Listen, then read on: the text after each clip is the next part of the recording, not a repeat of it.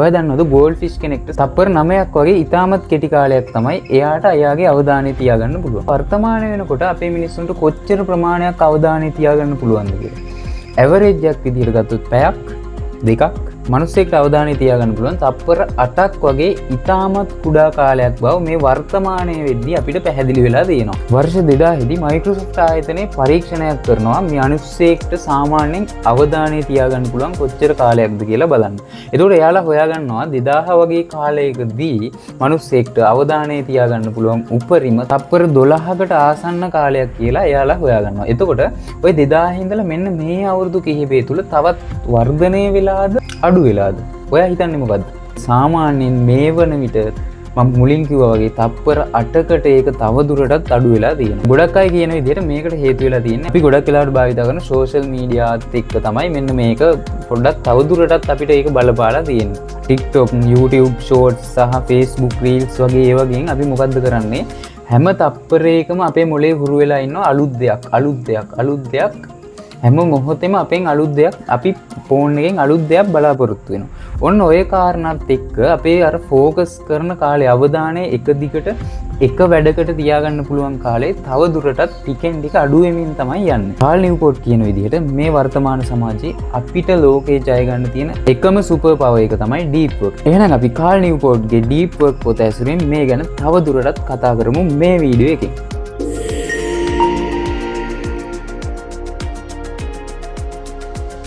Deep work ගැන කතා කරන්න කලින් අපිට මුලින්ම කතා කරන්න තියෙනවා ෂැලෝ වර්ක් කියන්නේ මොකක්ද කියලා. ෂැලෝ වර්ක් කියන්නේ බුද්ධිමය වශයෙන් අපි ඒකට වැඩි අවධානයක් දීලා එහෙම කරන්න ඕන නැති දේවල් වලට කියනවා ෂැලෝ වර්ක් කියලා. උදාහරණයක් විදිහට අපි නොටිෆිකේෂන් බලනවා මොකක්ම හරි වැඩක් කරන අතරදී නොටිෆිකේෂන් බලනවා යාළුවන්ට මැසේජ් කරනවා Facebook එකේ ඇවිල්ලා කවුද ලයික් කරලා තියෙන්නේ කමෙන්ට් කරලා තියෙන්නේ ඒවා බලනවා TikTok එක පැත්තේ පොඩ්ඩක් ගිහිල්ලා බලනවා. අන්න ඒ වගේ දේවල් වලට අපි කියනවා ෂැලෝ වර්ක් කියලා. මොකද ඒවට අපි අමුතුවෙන් අර හිතලා තීරණයක් අරගෙන ඒවට අපි අවධානයක් දෙන්න ඕනේ. ඒවා ඔටෝමේට් වෙලා වගේ තියෙන්නේ. මෙන්න මේ වගේ කාරණා ඔයාව තවදුරටත් බිසි කරනවා මිසක් ඔයාව තවදුරටත් අප්ග්‍රේඩ් කරන්නේ නැහැ. ඔයා ඉන්න තැනම ඒ විදිහටම ඉඳලා ඔයාට තියෙන වටපිටාව දැනට ඔයා ගාව තියෙන ටික මේන්ටේන් කරනවා ඇරෙන්න ඔයාගේ ජීවිතය අප්ග්‍රේඩ් වෙන්නෙත් නැහැ. ලෝකෙට සමාජයට වැඩක් වෙන්නෙත් නැහැ. මෙන්න මේ ෂැලෝ වර්ක් වලින්. ඩීප් වර්ක් කියන්නේ ෂැලෝ වර්ක් වලට හාත්පසින්ම වෙනස් දෙයක්. ඔයා මොකක් හරි වැඩක් කරනවා නම් ඒකට ඔයාගේ සම්පූර්ණ ඔයාගේ ඔළුවේ තියෙන සියලුම දේවල් අමතක කරලා ඔයා ඒකට සම්පූර්ණයෙන්ම අවධානය ෆුල් ෆෝකස් එක දීලා ඒ වැඩේ කරනවා නම් අපි ඒකට කියනවා ඩීප් වර්ක් කියලා. මේ ඩීප් වර්ක් කරන හැම වෙලාවෙම ඔයාව අප්ග්‍රේඩ් කරගන්නවා. තප්පරෙන් තප්පරේ ඔයාව අප්ග්‍රේඩ් වෙනවා. ඔයාට වටිනාකමක් එකතු වෙනවා. අනිවාර්යයෙන්ම ඔයාට ඔයාගේ වටිනාකම වැඩි කරගන්න ඕන නම් ඩීප් වර්ක් කරන්නම වෙනවා. ෂැලෝ වර්ක් වලින් කවදාවත් ඔයාට වටිනාකමක් ඇති වෙන්නෙත් නැහැ. ලෝකෙට වටිනාකමක් ඇති වෙන්නෙත් නැහැ. තවදුරටත් තේරුම් ගන්න අපි ඩීප් වර්ක් සහ ෂැලෝ වර්ක් පොඩ්ඩක් මෙන්න මේ වගුවෙන් ඔයාට පොඩ්ඩක් අදහසක් ගන්න පුළුවන්. මොකද්ද මේ කියන්නේ කියලා තේරුම් ගන්න පහසු වෙන්න මම ඔන්න වගුවකට දාලා තියෙනවා පොඩ්ඩක් බලන්න. ඩීප් වර්ක් වලින් ඔයා අලුත් දෙයක් නිර්මාණය කරද්දී ෂැලෝ වර්ක් වලින් කරන්නේ ඔයාට තියෙන ටික තවදුරටත් නඩත්තු කරන එක. දෙකද? ඩීප් වර්ක් කරන්න 100%ක් අවධානය ඕන. ෂැලෝ වර්ක් වලදී ඔයාගේ අවධානය කැඩිලා ගිහිල්ලා එකින් එකට බෙදිලා විසිරලා ගිහිල්ලා තියෙනවා. ඩීප් වර්ක් වලදී ඉතාමත් ඉහළයි වටිනාකම. ෂැලෝ වර්ක් වලදී ඇත්තටම කිව්වොත් කිසිම තේරුමක් නැහැ. ඔයාගේ ජීවිතේටත් රටට ලෝකේටත් කිසිම තේරුමක් නැති වැඩක් තමයි ෂැලෝ වර්ක් කියන්නේ. ඩීප් වර්ක් කරන්න අමාරුයි. හැබැයි ප්‍රතිඵල වැඩි. අමාරුයි නම් ප්‍රතිඵල වැඩි කියලා අපි දන්නවනේ. ඩීප් වර්ක් කරනකොට ඔයාගේ මොලේ තියෙන මයිලින් වර්ධනය වෙනවා. මයිලින් වැඩි වෙනවා කියන්නේ ඔයාගේ ස්නායු වල කාර්යක්ෂමතාවය වැඩි වෙනවා. ඔයා මොකක් හරි වැඩක් කරද්දි ඒකටම අවධානය දීලා තියෙද්දි ඔයාගේ මොලේ ඒ විෂය පතේට අදාළව භෞතිකවම දියුණු වෙනවා. එතකොට ඔයා දක්ෂයෙක් වෙන්නේ නිකන් නෙමෙයි. ඔයා අර වැඩේ කරද්දි ඩීප් වර්ක් එකක් දාලා අර වැඩේ කරද්දි ඔයාගේ මොලේ අප්ග්‍රේඩ් කරගන්නවා ඒ වැඩේට අදාළව. එතකොට ඔයා කරන ඩීප් වර්ක් එකක් කරන හැම මොහොතකදීම හැම තප්පරෙන් තප්පරෙම ඔයාගේ මොලේ ඔයාව අප්ග්‍රේඩ් කරනවා ඒ කාරණාවලට අදාළව.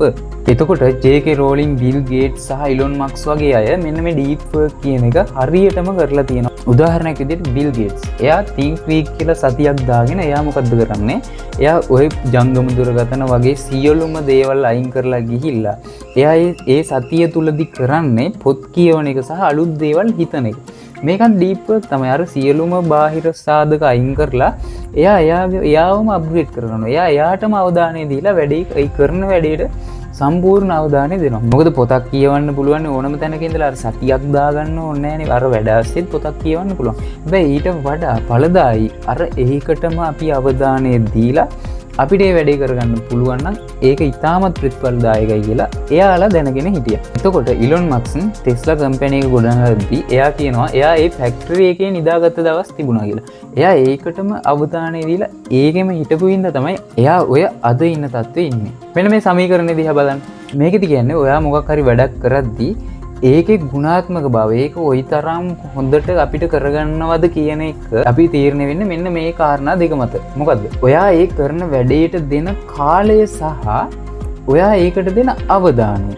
ඔන්න ওই දෙකේ ගුණිතයක් විදිහට තමයි අපිට ඒකේ අවුට්පුට් අපි කරන වැඩේ අවුට්පුට් එක ලැබෙන්නේ. ඔයා පැය 10ක් වැඩ කරත් වැඩක් නැහැ. ඔයා ඒකට දෙන අවධානයේ බිඳුව නම් ඔයාට අවසානයේදී කිසිම ප්‍රතිඵලයක් ලැබෙන්නේ නැහැ. හැබැයි ඔයා පැය 4ක් වැඩ කරත් ඒකට අවධානය 100%ක් දෙනවා නම් ඔයාට ඒක ඉතාමත් කාර්යක්ෂමව ඉතාමත් අඩු කාලයකින් කරගන්න පුළුවන්. ගොඩක් අය වැරදියට තේරුම් අරන් ඉන්න දෙයක් තමයි ඩීප් වර්ක් කියන්නේ කාලය කළමනාකරණය කිරීමක් කියලා. හැබැයි ඩීප් වර්ක් කියන්නේ කාලය කළමනාකරණය එකක් නෙමෙයි. ඔයාගේ අවධානය කළමනාකරණය කරන එක තමයි ඩීප් වර්ක් කියන්නේ.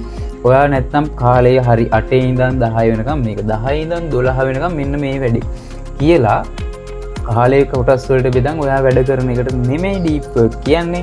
ඔයා මොකක් හරි කාල පරාසයකදී ඔයාගේ අවධානය ඔයායි කරන වැඩේට කොච්චර අවධානයක් දෙනවද කියන කාරණාව තමයි ඩීප් වර්ක් වලදී වැදගත් වෙන්නේ. මේ වගේ ඉතා විශාල ප්ලැට්ෆෝම් එක වීඩියෝ මිලියන ගණනක් තියෙන ප්ලැට්ෆෝම් එක ඔයා මේ වීඩියෝ එක ඉවර වෙනකම් බැලුවා කියන්නේ ඔයා ඩීප් වර්ක් කරන්න සුදුසු පුද්ගලෙක්. ඩීප් වර්ක් හරියටම කරන්නේ කොහොමද කියලා ඔයාලට දැනගන්න ඕන නම් yes කියලා පහලින් කමෙන්ට් එකක් දාන්න. අපි එහෙමනොත් ඊළඟ වීඩියෝ එක අපි ඒ ගැන වීඩියෝ එකක් අරගෙන එන්න.